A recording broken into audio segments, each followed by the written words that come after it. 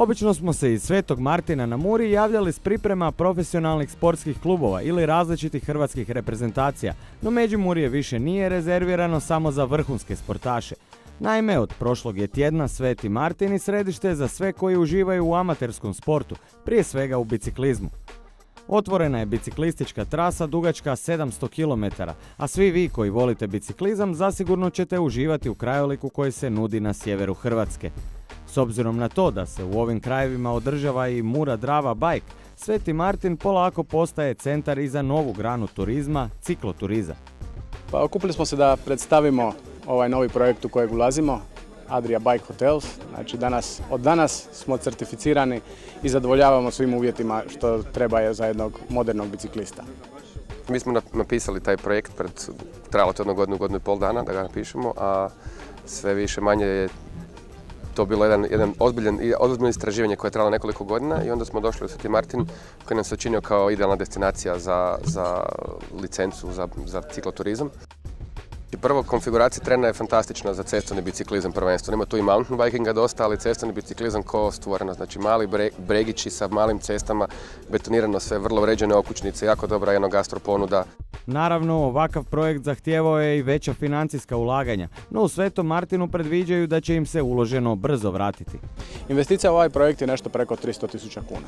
Pa to je apsolutno neupitno da će se vratiti, već veliki interes postoji. Prije nego što smo ušli u projekt smo razgovarali sa mnogim turističkim agencijama, inozemnim, specijaliziranim za biciklizam i povratne informacije koje smo dobili i najave su izuzetno dobre i vjerujemo da ćemo taj novac povratiti vrlo, vrlo brzo. Biciklisti će uskoro, osim u Svetom Martinu, moći na 2 kotača uživati i u priobalnim područjima. Time bi amaterski sport mogao pridonijeti i produženju turističke sezone u Hrvatskoj. Cikloturizam je pogodan i za kontinentalne destinacije kao i za morske.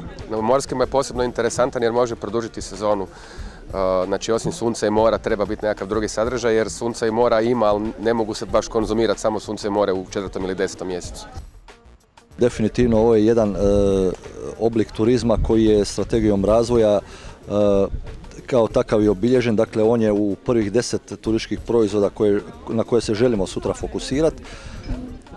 Ova inicijativa vjerujemo da će biti poticaj i drugima jer čuli smo podatke koliko aktivnih biciklista u Europi ima i da je to zaista jedan prostor koji našem turizmu sutra omogućava, ja bih rekao, i kvalitetniju borbu sa sezonalnošću, dužu turističku godinu i zaista vjerujem sutra naravno bolje rezultate u samom turizmu. Novu trasu isprobala je jedina hrvatska biciklistička profesionalka. Međimurka Mija Radotić članica je ljubljanske ekipe BTC City, a posebno ju veseli što će odsad i kod kuće moći trenirati za sve napore profesionalnog biciklizma.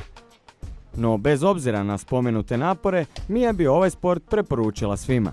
Pa prije svega mislim da bi svi trebali probati bicikl, znači biciklizam kao takav, jer dovoljno si brz na biciklu da ipak prođeš neku konkretnu kilometražu tokom dana, a opet nisi prespor, opet nisi prebrz da bi ko motorom da ne stigneš nešto vidjeti.